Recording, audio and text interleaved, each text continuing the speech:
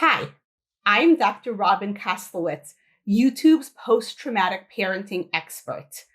Do you worry that your psychological damage will damage your kids? Do you feel like your own traumas, your own psychological depletion is leaving you with no resources to parent? Perhaps you want to provide your kids the healthy childhood you never had? Then you're in the right place. Please click subscribe below to get our videos and to join the community.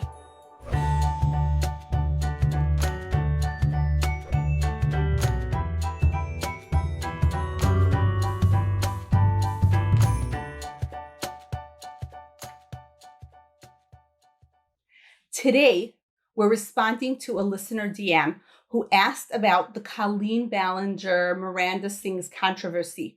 She's confused about the concept of grooming and she's confused about parasocial relationships. She wants to protect her children from those relationships while still allowing them to explore their interests on YouTube, and she wonders where the line is. It's a fantastic question. So just to center myself in where I am in this space, I am not an expert on Colleen Ballinger. I have not been a part of the Miranda Sings fandom. I've been aware of her, but in my periphery of my consciousness. So I don't come to this as pretending to have any major amount of knowledge about the whole scandal. Of course, I familiarized myself with it when I was asked this question. But I think this scandal brings up so many interesting points for post-traumatic parents about what is grooming and how grooming works. So for those of you who don't know about the scandal at all, Colleen Ballinger is a comedian whose YouTube channel was about a character she created named Miranda Sings. Miranda is kind of so bad it's good in terms of her singing, and the cringe factor is what's funny about the character. Obviously, this channel attracted a lot of teenagers and even preteens. And while Colleen herself was in her 30s, although the character she plays appears to be much younger than that. A fan of hers who got very famous and well-known in the fandom named Adam McIntyre later alleged that Colleen was grooming him, that she sent him very inappropriate gifts, messages, invited him in sort of as a friend, even had dinner with him when she was in his country, and in general was relating to him as though he was a peer, even though she was 30 at the time and he was 13. And his mother became aware of this, and Adam McIntyre's mother felt that this was inappropriate and messaged Colleen and told her this needs to stop. This is not okay. Some of those gifts included lingerie. There were some explicit messages being exchanged within the fandom, not necessarily with Colleen, but within the various members of the fandom, some of whom were adults, some of whom were young children. So there was an atmosphere of we're all fans together, whether I'm 35 or 13, and we're all friends, and we're going to discuss whatever topics we think are funny. Now, I want to point out, so many people are saying this idea about grooming, that because it didn't seem that Colleen Ballinger wanted to exploit Adam in a sexual fashion, like sell pictures of him online or something along those lines, have some sort of a relationship with him, that therefore he wasn't groomed. And I think that's very confusing for people. Grooming, we use it to mean when a pedophile is lowering a child's guard for the sake of eventual exploitation. But that's not the only meaning of grooming. Grooming can also mean when you lower somebody's guard for any reason. You can groom someone to be in a cult, right? You can groom someone. There can be a toxic workplace, and we can groom workers to accept more and more abusive behavior from their bosses by slowly but surely changing the rules, lowering the bar or raising the bar, changing boundaries until these things feel normal, because that's really what grooming is. Grooming is about training someone to lower their startle response, to lower their instinctive boundaries, to lessen that sensation of like, yuck, what Gavin D. Becker calls the little uh-oh voice inside your tummy. Like we tell children, there's a little uh-oh voice inside your tummy that tells you, yeah, I don't know about this. When someone's grooming, they slowly but surely train you to ignore that voice because they'll up the ante just a little bit. So let's pretend it's a toxic workplace. So you have a boss and he makes a benign but slightly inappropriate joke, a benign but slightly mean joke. And the employee feels a little yucky about it, but everyone else is laughing and it wasn't that big a deal. And she doesn't want to seem like a drama queen and she doesn't want to make a big deal. She's just getting to know these people. They seem really nice. So she's not going to make a big fuss about it. So she sort of shuts off the little uh-oh voice. The next time the boss makes a joke that's even meaner, right? And again, she starts getting used to shutting off the little uh-oh voice inside her stomach that says, yeah, this is not okay. Sometimes when someone's being groomed, a very important way of distinction of saying it is when they have a reluctance to discuss what actually happened in a situation with a significant other. Like they don't want to discuss it with their husband, their boyfriend, their best friend, their mom, right? They don't want to talk about it because there's something weird and they can't quite put their finger on it, but something feels off. So it's easier to just not talk about it at all. So let's be very careful when our kids have that topic that they don't quite want to talk to us about. That's a time to get very curious and ask questions, respect their boundaries, but every so often bring it up, right? Like, I don't know. That person said that thing to you. It didn't sound so okay. Have they been saying more things like that? Just so that we can, get a better sense of what's going on. Because within the grooming relationship, the child feels like what's happening is okay because that sensor inside their stomach slowly but surely is getting unset, is getting changed. And slowly but surely, that little uh-oh voice is kind of getting muted, distorted. It's not doing its job. And what happened in the Adam McIntyre story, I think the interesting part is his mom's little uh-oh voice was not muted. So when his mom saw him getting lingerie from an adult woman, she was like, nope, not okay, right? Why? Because she hadn't been groomed. So she just looked at it and said, wait, you're a 30-year-old woman sending my kid underwear? No, right? That's what we mean by grooming. Foucault has this incredible paper about child sexual abuse, and anybody who has experienced incest or child sexual abuse should really check it out. It's written a little densely, but basically his point is, what are the long-term impacts of being exploited in this way? The adult is speaking in the language of lust. They want what they want, right? They want to be gratified. They want their needs met. And like we said, it doesn't have to be sexual. They have an adult need that needs to be met.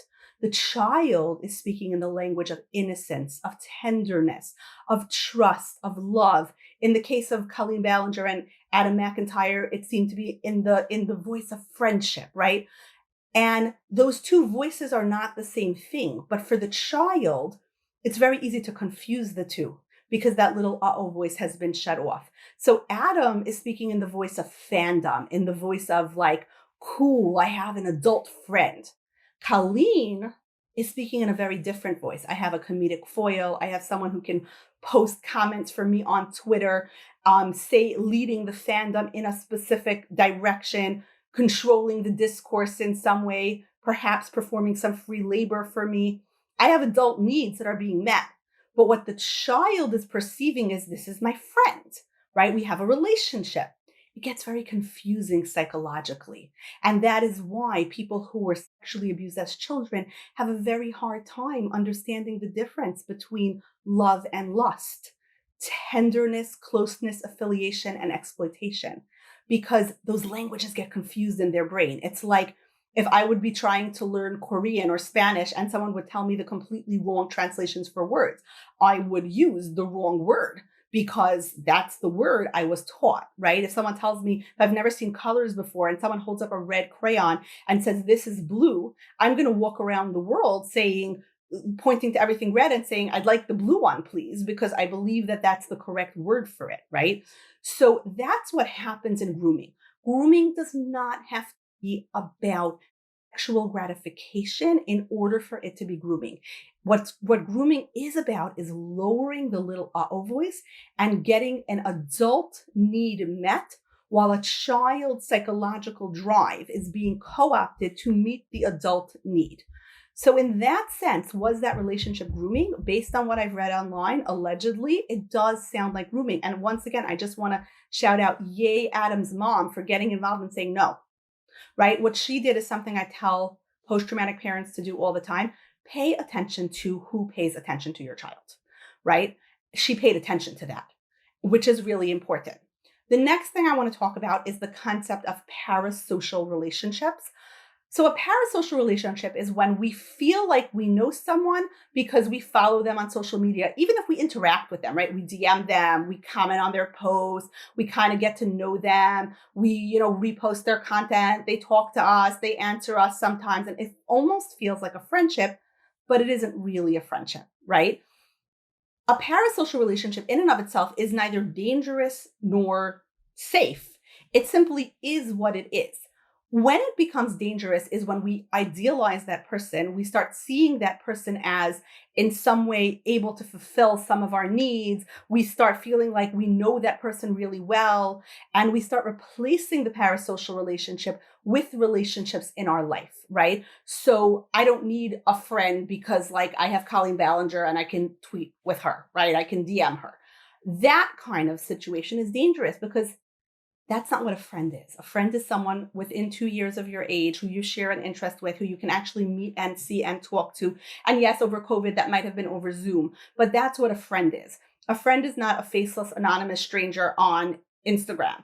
A friend isn't, even if you've been DMing with that person for weeks, a friend is not somebody who you really related to their videos and you now feel like they almost have a friend function in your brain. I can think of, in many ways, many of you watching this video have a parasocial relationship with me. You know a lot of my story. You've interacted with me on social media. We've had conversations. Perhaps you've taken a class. So we have some knowledge of each other, right? But are we friends? Do we actually know each other? Not yet, right? And that's where parasocial and social are different. And this is why therapists will say on Instagram, TikTok, and everywhere, right? Instagram is not therapy. TikTok's not therapy. YouTube's not therapy, right? So even if it feels therapeutic to watch a video that feels close to our own experience, and it feels really like, wow, this person gets me. This is even better than therapy because I can listen to what this person says and it's making sense of my own experience. I certainly have parasocial relationships with people on Instagram, with content creators where I'll listen to their video and I'll be like, yeah, me too. Wow. I remember listening to Meghan Markle's podcast where she talked about being bullied and how that's going to impact her parenting of her children. And I had that profound moment of recognition. Like, yeah, she's a post-traumatic parent. Me too. Are Meghan Markle and me besties? I'd love to meet her. Haven't met her yet, right? As long as I know that when I want to have coffee and girl talk, I don't turn on Meghan Markle's Netflix show. I call my best friend and I'm like, hey, let's get together, right? Then I understand that that is a parasocial relationship, not an actual relationship, right? There are many people on Instagram and TikTok and YouTube that I watch their content and I say, wow, yeah, me too. Oh my gosh, you get me. We're the same. But do I actually know that person? No. Am I going to stay? And I think this is where I would be concerned. If your kid is so consumed with a particular YouTube fandom that they would miss an opportunity to interact with a friend in the real world in favor of that fandom, that is something to be concerned about, right? Because that means they're replacing social with parasocial. That's where I would start paying a lot of attention. And that's where I would let my kids know that I'm going to be monitoring DMs, especially if they're in a fandom. I'm going to be looking at the fan community. I want to get a sense of this. Maybe just because I want to share an interest with you. One of my kids got really into like Mark Rober at one point in his life and got really into engineering. And, every so often I'd watch the channel, I'd watch a video just to be like, oh, cool. You can make that yourself at home. Yay. That's fine. But missing relationships with actual people because of a parasocial relationship, I'd be very concerned about that. And I'd wonder, what are the barriers to social relationships? How can we get this kid out in the world? Oh, you have an interest in this YouTuber who, does parkour tricks? Great. Why don't we find a ninja gym and a parkour place and go learn some actual parkour lessons, right? So I'll nurture your interest in the real world. Not that a parasocial relationship is for sure dangerous, but I want to monitor it. And if it's replacing actual social relationships, that's where I'd start becoming concerned. Obviously, like COVID and, lockdown, permitting, because you never know if we'll have another pandemic and our kids will have to be only socializing over Zoom. But still, are you trying to DM a YouTuber, or are you chatting with your 5th grade buddy about the YouTuber? There's a very big difference between those two things. So do I know what actually happened between Adam McIntyre and Colleen Ballinger? Of course not. Do any of us know? Of course not. But lessons we can take from that controversy is grooming happens even when the goal is not exploitation. We want to pay attention to who's paying attention to our kids. Social and parasocial are not the same thing. And we want to know that grooming means lowering the little voice in the stomach, changing and messing with somebody's boundaries for whatever reason. An adult can sometimes do that because they're working out their own psychological history. I've consulted with many schools, and there's sometimes this phenomenon where you have a young teacher who's like the young, cool teacher who maybe was bullied in high school or was excluded in high school. Suddenly all the kids really like this teacher, and it becomes about resolving those wounds where I was the nerd in high school and now the cool kids like me, and it's not for the benefit of the kids. That's dangerous. It's okay for that teacher to acknowledge that that's the dynamic and then go into therapy and figure out that dynamic. Like if you know it and you're like, ooh, that way lies danger, I'm going to pull back on this, that's great. But I don't mean that person is unfit for teaching and immediately needs to quit. But go into therapy, examine your motivations, examine what's happening. And if you're uncomfortable with who's paying attention to your child, it's time to get very curious and very attentive. There is no such thing as a child's right to privacy when it comes to their online conversations with anonymous social media people, or even not anonymous social media people, right? That's where, as responsible parents, we need to be having conversations and understanding it. So I hope this clears everything up. As far as I am concerned, again, I don't know what actually happened, but I'm glad we're having a conversation about grooming. I'm glad we're having a conversation about paying attention to who's paying attention to your kid. I'm glad we're having a conversation about boundaries, and I'm glad we're having a conversation about parasocial relationships. These are really important topics that we need to be thinking hard about.